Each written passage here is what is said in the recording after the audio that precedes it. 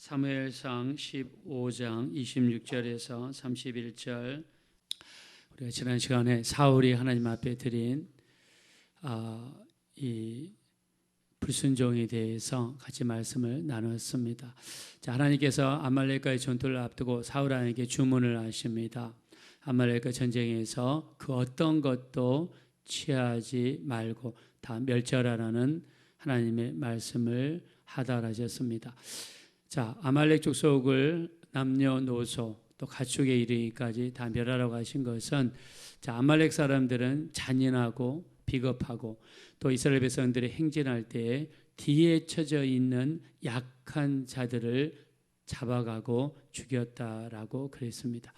또 우리가 사무엘상 30장에도 나오겠지만 다윗이 600명의 남자들을 이끌고 원정 전쟁을 갔다 와서 보니까 자기들이 살고 있던 시글락이라는 동네가 불에 타서 없어지고 여자들과 모든 자녀들이 이렇게 아말렉 사람들의 공격을 받아서 노예로 끌려가는 그런 비참한 일이 발생했습니다. 자, 이렇게 아말렉은요 굉장히 비겁하고 비열하고 정면으로 대응하지 못하고 뒤에서 찾은 사람들만 공격하는 그런 족속이었습니다. 자, 그래서 하나님께서 사울 왕을 통해서 이들을 진멸하기를 원했습니다. 자, 그러나 사울 왕은요 하나님 말씀에 불순종하죠. 아말렉 전쟁에서 이기고 보니까 굉장히 많은 양과 염소, 소, 살진 이런 짐승들이 많았던 것이죠. 그래서 그것을 뒤로 빼돌렸습니다. 그리고 아말렉의 왕이었던 아각을 죽이지 못하고 살려줘 버리고 말았습니다. 자, 사무엘 선지자가 나와서 왜 이 짐승들을 다 진멸하지 않았습니까? 라고 물어보니까 사울 왕이 이렇게 대답하죠. 좋은 것을 분별하여 하나님께 드리려고 했다라고 돌려댔습니다. 자, 명목상으로는 하나님께 제사였지만 그 본심은 자기가 가지려는 그런 마음이 있었습니다. 자, 우리가 야고보서 1장 14절 15절을 보니까 오직 각 사람이 시험에 드는 것은 자기 욕심에 끌려 미혹됨이니 욕심이 잉태한 즉 죄를 낳고 죄가 장성한 즉 사망을 낳는다고 했습니다. 자, 우리가 짓는 거의 대부분의 죄는 우리 안에서 발생하는 욕심입니다. 욕심 때문에 우리가 죄를 짓고 욕심 때문에 시험에 든다는 것이죠. 사울 왕도 전쟁에 이기고 보니까 저항하는 세력이 하나도 없습니다. 근데 눈앞에는요 수많은 살진 짐승들이 앞에 있습니다. 그래서 그 살진 짐승들을 뒤로 빼돌렸어요. 자, 사울 왕은 하나님의 계명, 하나님의 말씀보다도 자기의 정욕이 더 센 사람이 바로 사울 왕이었습니다. 자, 그리고 아말렉 왕 아각을 살려주는 바람에 어떤 일이 발생하죠? 나중에 훗날 이르러서 이 아각의 후손이었던 하만이라는 사람이 나중에 나타나죠. 이 하만이라는 사람이 바로 이 아말렉의 후손으로 나타납니다. 그래서 이스라엘 백성들을 죽이려고 이렇게 큰 계획을 세우게 되죠. 자, 그래서 사울 왕이 이렇게 불순종했던 것은 나중에 이렇게 무서운 결과를 가지고 오는 것을 우리가 볼 수 있습니다. 자, 이것 때문에 하나님께서 사울 왕을 폐하시고 사울의 나라를 폐하시고 다윗의 나라를 세우시려는 계획을 굳히게 됩니다. 자, 앞서서 사울 왕이 하나님을 실망시킨 일이 발생하죠. 사울 왕이 왕위에 오른 지 2년째 되었을 때 이런 일이 발생했습니다. 자, 그럼에도 불구하고 하나님은 38년이라는 기간을 더 주셨습니다. 또 그 기간 동안에 전쟁도 이기게 하셨습니다. 자, 이렇게 하나님이 긴 기간을 주신 이유는 사울 왕이 깨닫고 돌아올 때까지 하나님이 기다려 주신 것이었죠. 자, 그러나 사울 왕은 그 말씀에 순종하지 못하고 완전히 폐위되는 이런 무서운 결과를 가져왔습니다. 자, 이 사무엘 선지자가 와서요 오늘 무서운 이야기를 하죠. 자, 우리 한번 본 말씀 다시 한번 보겠습니다. 26절입니다. 자, 26절 다 같이 읽겠습니다. 시작. 사무엘이 사울에게 이르되 나는 왕과 함께 돌아가지 아니하리니 이는 왕이 여호와의 말씀을 버렸으므로 여호와께서 왕을 버려 이스라엘 왕이 되지 못하게 하셨음이니이다 하고 아멘. 자, 뭐라고 그랬습니까? 하나님께서 왕을 버렸습니다. 자, 여러분 우리가 들을 수 있는 무서운 말 중에서 어쩌면 가장 무서운 말 아닐까요? 하나님께서 당신을 버렸습니다. 자, 우리가 나중에 보면 히스기야 왕에 대한 이야기 나오죠. 히스기야도 어떻게 이야기합니까? 하나님께서 이사야 선지자를 보내셔서 이렇게 이야기하죠. 왕이시여 이제 당신은 죽을 것입니다. 그리고 죽을 준비를 하고 준비를 하십시오. 자, 이 말씀을 전달했습니다. 이때 히스기야 왕은요, 그 말씀을 듣고 나서 어떻게 하죠? 하나님 앞에 철저하게 기도하는 사람이 되죠. 회개하고 기도하고 그리고 간구하는 사람으로 바뀌어집니다. 자, 여러분 우리가 들을 수 있는 무서운 말, 당신은 이제 죽습니다. 죽을 준비를 하십시오. 자, 이 말은 너무 무서운 말입니다. 자, 이런 똑같은 무서운 말을 들었던 히스기야 왕은 어떻게 합니까? 하나님만 쳐다보고 의지하고 기도하며 회개하는 사람이 됩니다. 자, 근데 오늘 여기 보니까 하나님이 당신을 버렸습니다. 자, 여러분 이런 이야기를 여러분 들었을 때 어떻게 반응하시겠습니까? 아마 새벽기도에 나오시는 분들이라면 히스기야 왕과 같은 반응을 할 것 같아요. 하나님께 나아가서 우리의 죄를 고백하고 온전하게 살지 못한 우리의 모습 철저하게 회개하면서 더 온전히 살려고 노력하지 않겠습니까? 자, 근데 사울 왕은요, 이런 무시무시한 말을 들었음에도 불구하고 하나님께 기도하거나 회개하거나 하나님 앞에 온전히 살려는 그런 모습이 전혀 없습니다. 오히려 사무엘을 설득해서 사무엘을 통해서 뭔가 하려고 하면서 사무엘의 옷자락을 붙였습니다. 자, 우리 한번 27절 보겠습니다. 27절 다 같이 한번 읽겠습니다. 시작. 사무엘이 가려고 돌아설 때 사울이 그의 겉옷 자북을 붙잡음에 찢어진지라. 네, 이 사무엘 옷자락을 잡습니다. 가지 못하게 붙잡는 거죠. 뭔가 사무엘 선지자를 통해서 뭔가를 하려는 그런 어떤 의도였지 않겠습니까? 사무엘 선지자는 단호합니다. 잡음에도 불구하고 옷자락이 찢을 정도로 팽개치면서 그리고 돌아서게 됩니다. 자, 그리고 더 무서운 이야기를 합니다. 28절입니다. 자, 다 같이 한번 읽읍시다. 시작. 사무엘이 그에게 이르되 여호와께서 오늘 이스라엘 나라를 왕에게서 떼어 왕보다 나은 왕의 이웃에게 주셨나이다. 네, 여러분, 자, 하나님께서 왕보다 더 나은 왕에게 이 나라를 줄 겁니다. 당신의 나라는 사라질 겁니다. 자, 여러분, 우리가 기분 나쁜 내용 중에 하나가 뭐냐면 다른 사람과 나를 비교할 때죠. 왕보다 더 나은 왕에게 이 나라를 줄 겁니다. 왕의 나라는 사라질 겁니다. 자, 굉장히 무서운 이야기죠. 그리고 사울 왕의 마음을 아프게 하는 말입니다. 자, 제 생각은 이렇게 생각합니다. 사무엘 선지자가 매몰차게 옷을 뿌리치고 나왔던 일, 사울 왕이 주는 메시지죠. 좀 마음의 충격을 받고 돌아서라는 사무엘 선지자의 메시지라고 생각합니다. 자, 그리고 갈수록 메시지가 강해지죠. 하나님이 왕을 버렸습니다.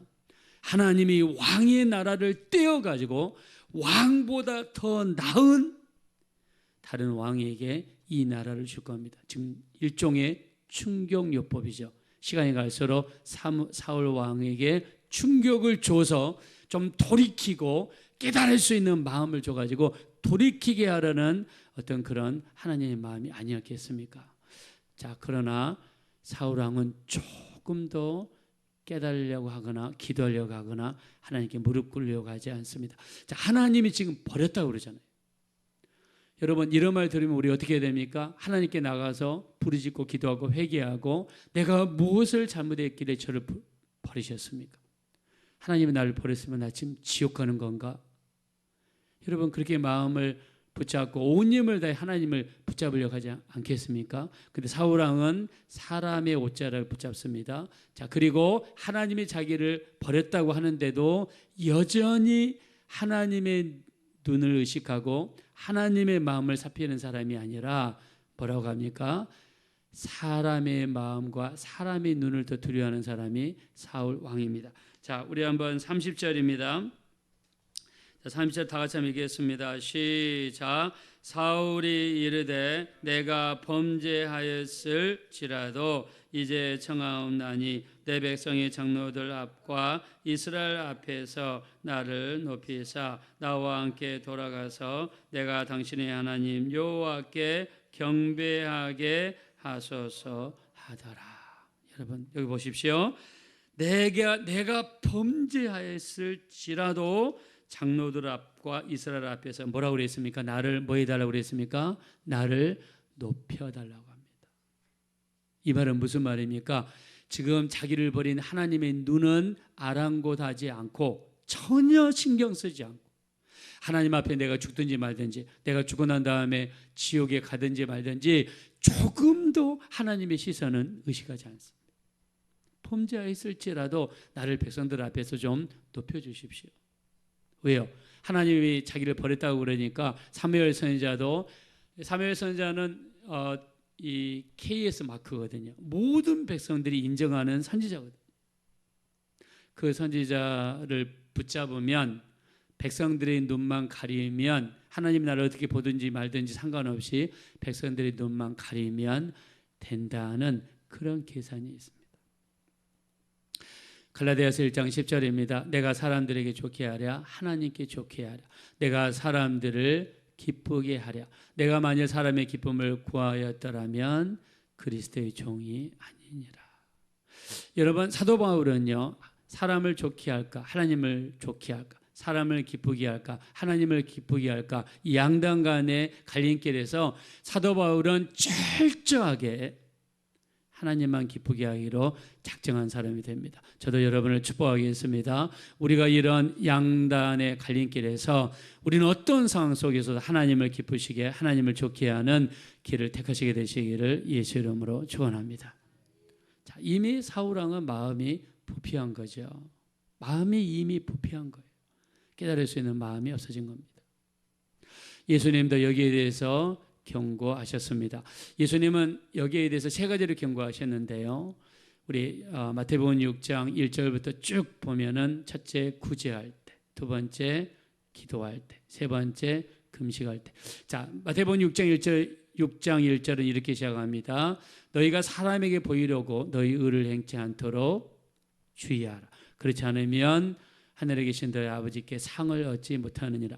너희가 구제할 때에 외식하는 자가 사람에게 영광을 구하려고 회당과 거리에서 하는 것 같이 그들 앞에서 나팔을 불지 말라. 내가 진실로 너희에게 이르노니 그들은 이미 자기 상을 받았느니라. 너희가 구제할 때에 오른손이 하는 일을 왼손이 모르게 하여 너희 구제함을 은밀하게 하라. 은밀한 중에 보시는 아버지께서 갚으시리라. 할렐루야. 우리는 구제할 때도 마찬가지입니다. 외식하는 자들이 사람에게 영광을 얻으려고 회당과 거리에서 하는 것 같이 그들 앞에 나팔을 불지 말라는 거예요. 나팔을 분다는 말은 무슨 말입니까? 내가 무슨 일을 하고 나서 나 이거 했습니다 하고 사람들 앞에 떠벌리거나 자랑하거나 아니면 사람들의 인정을 기대하는 마음, 이게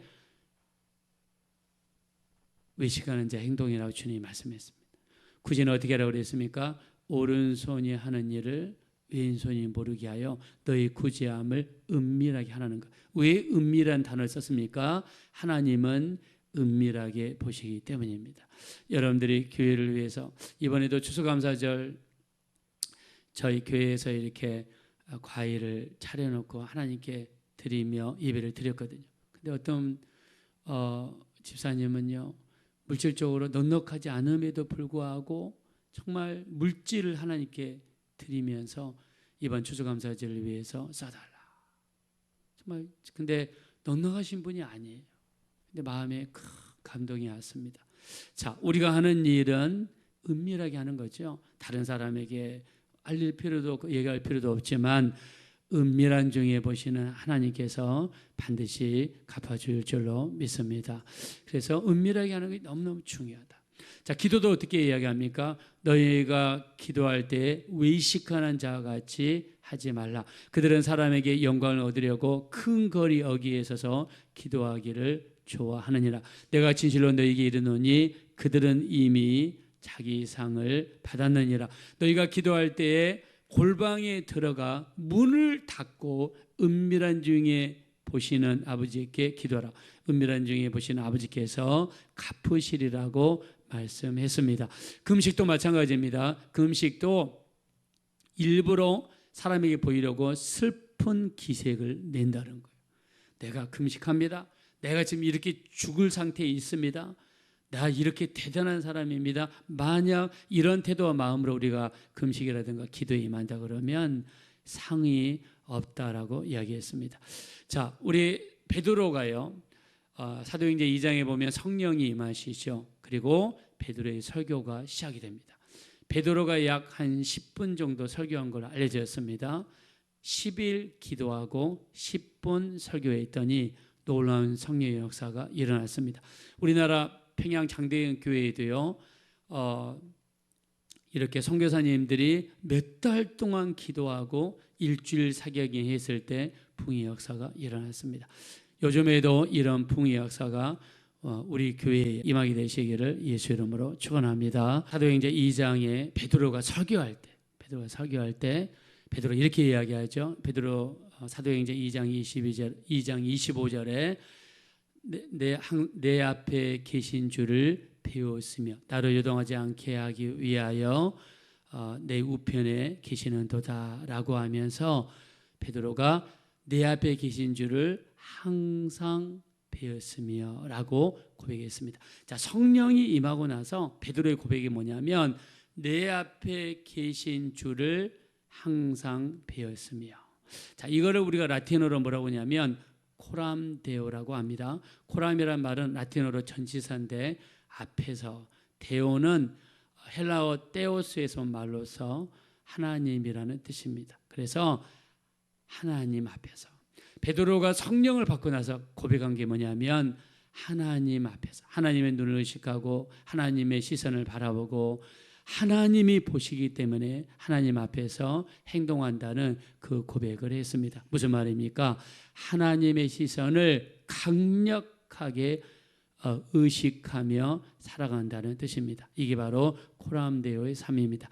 우리 예수님도 말씀하신 것처럼 구제할 때도 사람들의 눈보다는 하나님의 시선을, 기도할 때도 사람들에게 보이기보다는 하나님의 시선을 의식해서, 금식할 때도 사람들에게 보이기보다는 하나님의 눈을 의식하는 코람데오의 삶을 살아가야 될 줄로 믿습니다. 자, 근데 반대되는 라틴어가 있습니다. 그게 뭐냐면 코람 호미니부스라는 말이 있는데, 코람 호미니부스는 사람 앞에서라는 뜻입니다. 자, 하나님의 시선보다는 사람의 시선을 더 강하게 의식하고 사람의 시선 앞에서 행동을 옮긴다는 뜻입니다. 자, 이 삶을 살았던 사람이 누굽니까? 바로 오늘 보았던 사울 왕입니다. 사울 왕은 하나님의 자기를 버렸다고 이야기함에도 불구하고 하나님의 시선은 크게 신경 쓰지 않고 사람들 앞에서 자기를 높여달라고 코람호 미니부스의 삶을 살았습니다. 우리는 이렇게 살면 망합니다. 성경은 이렇게 살면 나라도 빼앗기고 자기보다 더 나은 사람이 나타날 것이고 비참한 삶이 될 것이라고 경고하고 있습니다. 우리는 주님의 눈을 더 의식하며 주님 보시는 눈 앞에서 온전한 신앙생활을 감당해야 될 줄로 믿습니다. 그런 의미에서 오늘 우리 새벽 예배, 또 우리가 이후에 하나님께 드릴 이 기도도 하나님의 눈을 의식하며 기도할 수 있는, 그래서 그 기도 속에 주님과 더 깊은 교제가 이루어지시는 여러분의 삶이 되어지시기를 예수님의 이름으로 축원드립니다. 이 시간 기도하실 때 참으로 우리의 삶이 사람의 눈을 의식하는 삶이 아니라 사람이 나를 어떻게 볼까, 사람의 시선만 의식해서 사무엘 선지자에게 사람 앞에서 나를 높여달라고 고백했던 사울 왕이 되지 않게 하시고, 정말 이 마지막 때 오직 하나님의 눈만 더 의식할 수 있는 우리가 되게 도와주십시오. 우리 합심으로 간절히 기도하겠습니다. 돌아오시고 잡으라신 하나님, 진심으로 감사합니다. 우리 하나님, 우리는 부족합니다. 연약합니다. 넘어지기 쉽습니다. 쓰러지기 쉽습니다. 우리 하나님, 우리를 불쌍히 여겨주세요. 우리를 공의하게 여주세요. 우리 하나님, 우리를 불쌍히 여겨주세요. 우리 하나님, 도와주십시오. 사울왕은 하나님이 자기를 버렸다고 해도 그에 대해 조금도 아랑곳하지 않습니다. 반응하지 않습니다. 하나님이 자기를 버렸다고 하는데 조금도 반응하지 않습니다. 오히려 사람들의 눈을 의식합니다. 사람들 앞에서 나를 높여달라고 합니다. 사람들의 눈을 의식하는 그런 코람 호미니부스의 비참한 삶을 살아가고 있습니다. 우리도 이런 삶을 살까 두렵습니다. 하나님의 시선보다 사람의 시선을 더 의식하는 그런 삶을 살까 두렵습니다. 우리 하나님 도와주십시오. 우리를 불쌍히 여겨주십시오. 우리를 공의하게